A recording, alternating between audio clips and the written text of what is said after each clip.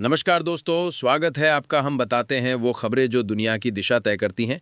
आज का दिन इंटरनेशनल मंच पर एक बार फिर गर्म रहा है। व्हाइट हाउस से आई एक सख्त चेतावनी ने पूरे मध्य पूर्व में हलचल मचा दी है।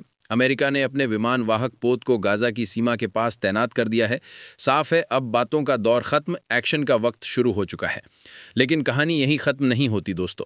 भारत ने आज फिर वैश्विक राजनीति में अपनी ताकत का लोहा मनवा दिया है। संयुक्त राष्ट्र में भारत ने दो टूक कहा, हम किसी दबाव में नहीं, हम न्याय और शांति के साथ खड़े हैं। दुनिया ने साफ देख लिया कि भारत अब दर्शक नहीं, निर्णायक भूमिका निभा रहा है। रूस के साथ बढ़ती साझेदारी से लेकर अमेरिकी रक्षा सौदों तक भारत हर मंच पर अपनी उपस्थिति दर्ज करा रहा है। जहां तुर्की की एक कूटनीतिक भूल ने उसे मुश्किल में डाल दिया, वहीं भारत ने उसी मौके को अपनी जीत में बदल लिया। अमेरिका ने तुर्की को इंजन देने से इनकार किया और ठीक उसी समय भारत को उसका चौथा फाइटर इंजन सौंप दिया गया। अब दुनिया भारत को सिर्फ एक बड़ा बाजार नहीं बल्कि भरोसेमंद साझेदार के रूप में देख रही है। संयुक्त राष्ट्र में जयशंकर की तिखी कूटनीति, रूस के साथ गहराते रिश्ते और क्वाड की नई रणनीति, सब इस ओर इशारा कर रहे हैं कि भारत अब लीड कर रहा है, फॉलो नहीं। उधर पाकिस्तान अपने संकटों में फिर उलझा है और एक बार फिर भारत से मदद की उम्मीद लगाए बैठा है। वजह क्या है जानेंगे थोड़ी देर में, लेकिन उससे पहले एक बड़ी ब्रेकिंग। अमेरिका ने फिर दुनिया का ध्यान अपनी ओर खींच लिया है। राष्ट्रपति डोनाल्ड ट्रंप ने दी है सिर्फ 4 दिन की अल्टीमेट चेतावनी। सवाल यह है, ये चेतावनी किसे और क्यों? इसका बड़ा खुलासा करेंगे आगे। साथ ही देखेंगे क्वाड को लेकर अमेरिका की नई रणनीतिक चाल। दोस्तों, क्या वॉशिंगटन अब एशिया की राजनीति में नई चाल चलने वाला है? और क्या इस बार हालात ऐसे बन रहे हैं कि भारत के लिए ये अवसर किसी सुनहरे मौके से कम नहीं? दरअसल हमारे देश को गर्व महसूस कराने वाली बड़ी खबर आई है भारत के MK stealth fighter jet project से जुड़ी, जो रक्षा क्षेत्र में एक ऐतिहासिक बदलाव ला सकती है। आज की इस वीडियो में हम खुलासा करेंगे उस भू राजनीतिक खेल का जिसने तुर्की की ताकत को कमजोर और भारत की स्थिति को बेहद मजबूत बना दिया है।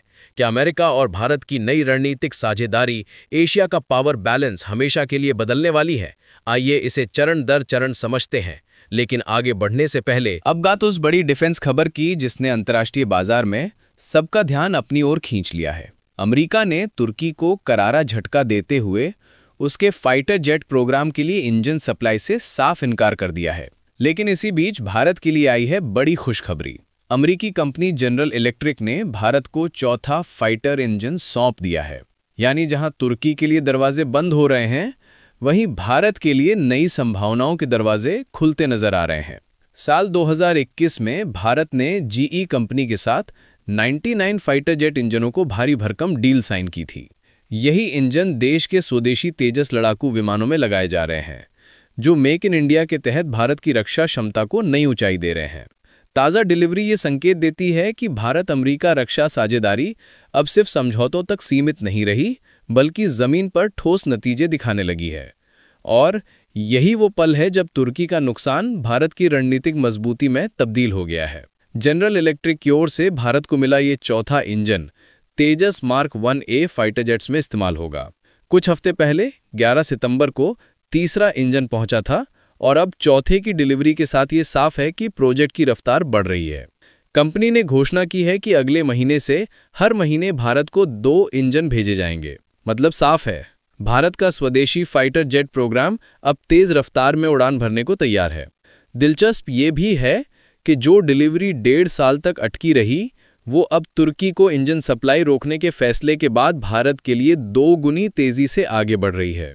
अब बढ़ते हैं न्यूयॉर्क, जहां संयुक्त राष्ट्र महासभा का सेशन खत्म हुआ है। भारत के विदेश मंत्री S जयशंकर ने इस बार दुनिया के सामने भारत की नई कूटनीतिक ताकत का शानदार प्रदर्शन किया। उन्होंने 50 से ज्यादा देशों के विदेश मंत्रियों से मुलाकात की और कई मल्टीलैटरल मंचों पर ग्लोबल साउथ, G20 और ब्रिक्स देशों के साथ व्यापार, सुरक्षा और कूटनीति पर गहन चर्चा की। इस बार की UN जनरल असेंबली इसलिए भी खास रही क्योंकि भारत ने केवल अपनी स्थिति नहीं रखी, बल्कि दुनिया के सामने संतुलित और जिम्मेदार नेतृत्व का उदाहरण पेश किया। हालांकि एक बात ने सभी को चौंकाया, इस बार क्वाड देशों की विदेश मंत्रियों की बैठक नहीं हुई। भारत, अमेरिका, जापान और ऑस्ट्रेलिया की यह मीटिंग हर साल होती रही है, लेकिन इस बार चारों देश एक साथ नहीं आए। अब कूटनीतिक हलकों में चर्चा तेज है, क्या ये सिर्फ टाइमिंग का मामला है या फिर कोई नई रणनीतिक चाल? आने वाले हफ्तों में इसका जवाब मिल सकता है। अब सुई घुमाते हैं अगली बड़ी खबर की ओर, भारत और रूस के रिश्तों से जुड़ी अपडेट। अब ये तय हो गया है कि रूसी राष्ट्रपति व्लादिमीर पुतिन 5 और 6 दिसंबर को भारत दौरे पर रहेंगे, यानी 2 दिनों का अहम विजिट जिसमें रक्षा, ऊर्जा और रणनीतिक साझेदारी पर गहराई से चर्चा होगी। भले ही अभी ये साफ नहीं है कि पुतिन किस शहर में उतरेंगे, लेकिन इतना तय है कि ये यात्रा भारत-रूस रिश्तों की दिशा और गति दोनों तय करने वाली साबित होगी। अभी तक ये पूरी तरह साफ नहीं हुआ है कि व्लादिमीर पुतिन 4 दिसंबर की रात भारत की धरती पर कदम रखेंगे या 5 दिसंबर की सुबह उनका विमान दिल्ली एयरपोर्ट पर लैंड करेगा। लेकिन इतना तय है कि भारत और रूस की सरकारें जल्दी ही इस हाई प्रोफाइल दौरे की आधिकारिक घोषणा कर देंगी। बताया जा रहा है कि प्रधानमंत्री मोदी खुद एयरपोर्ट पर मौजूद रहेंगे और पुतिन का रेड कारपेट स्वागत करेंगे। याद कीजिए, कुछ महीनों पहले चीन में हुई SCO समिट के दौरान भी पुतिन और मोदी की दोस्ती ने सुर्खियां बटोरी थी। उस वक्त पुतिन ने खुद प्रधानमंत्री मोदी को अपनी कार में बिठाकर समिट वेन्यू तक पहुंचाया था। इस बार का इंडिया विजिट दोनों देशों के भरोसे और रणनीतिक साझेदारी को एक नए स्तर पर ले जाने वाला है। अब बात करते हैं गाजा पीस प्लान की। अमेरिकी राष्ट्रपति डोनाल्ड ट्रंप ने हाल ही में 20 पॉइंट्स वाला एक बड़ा शांति प्रस्ताव पेश किया है। 48 घंटे से ज्यादा हो चुके हैं, लेकिन इस प्रस्ताव पर अब तक कोई सर्वसम्मति नहीं बन पाई है। ट्रंप प्रशासन ने हमास को सिर्फ 4 दिन की डेडलाइन दी है।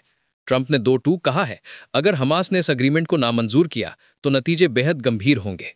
अब सबकी नजरें इस पर टिकी हैं कि आने वाले 4 दिनों में गाजा से क्या जवाब आता है और क्या इस विवाद के बीच शांति प्रक्रिया की कोई नई उम्मीद जगेगी या नहीं। इधर पाकिस्तान के विदेश मंत्री इशाक डार ने बयान दिया है कि अगर गाजा में इंटरनेशनल स्टेबलाइजेशन फोर्स भेजी जाती है तो पाकिस्तान भी अपने सैनिक भेजने पर विचार कर सकता है। वहीं भारत ने अपना स्टैंड बिल्कुल साफ कर दिया है। भारत किसी भी मिशन में तब तक शामिल नहीं होगा जब तक वो यूनाइटेड नेशंस के अधीन और अंतर्राष्ट्रीय कानूनों के मुताबिक ना हो। भारत की नीति सटीक है। अगर ये UN पीस कीपिंग मिशन होगा तो भारत तैयार है, लेकिन किसी देश के सीधे अनुरोध पर भारत अपनी सेना नहीं भेजेगा। अब बात उस भारत की जिसके चुप रहने पर दुनिया सवाल उठाती है, लेकिन जब उसकी सेना आगे बढ़ती है तो दुनिया थम जाती है। भारत ने हमेशा इंसानियत के लिए लड़ाई लड़ी है, चाहे वो बांग्लादेश की आज़ादी हो या मालदीव में लोकतंत्र की रक्षा। भारतीय सैनिक सिर्फ बंदूक नहीं उठाते, वे धर्म, साहस और राष्ट्रभक्ति का प्रतीक बनकर निकलते हैं। भारत सिर्फ एक देश नहीं, ये एक विचार है, एक संस्कार है। जब बात इस मिट्टी की आती है तो हर सैनिक के दिल से बस एक आवाज निकलती है, देश पहले, बाकी सब बाद में। दोस्तों, ये दौर अंतर्राष्ट्रीय राजनीति में जबरदस्त बदलावों का है। भारत लगातार अपनी रणनीतिक, रक्षात्मक और कूटनीतिक ताकत को नई ऊंचाइयों तक ले जा रहा है। तुर्की की गिरती पकड़, अमेरिका भारत की मजबूत साझेदारी, UN में बढ़ता प्रभाव, क्वाड की नई दिशा, रूस विजिट, गाजा पीस प्लान और हमारा 5th जनरेशन MCA प्रोजेक्ट, ये सब मिलकर बताते हैं कि भारत अब सिर्फ वैश्विक राजनीति का दर्शक नहीं बल्कि असली खिलाड़ी बनकर उभर रहा है। आने वाले महीनों में ये घटनाएं न सिर्फ भारत बल्कि पूरी दुनिया के लिए नया अध्याय लिखने जा रही हैं। तो तैयार रहिए, क्योंकि इतिहास एक बार फिर बन रहा है।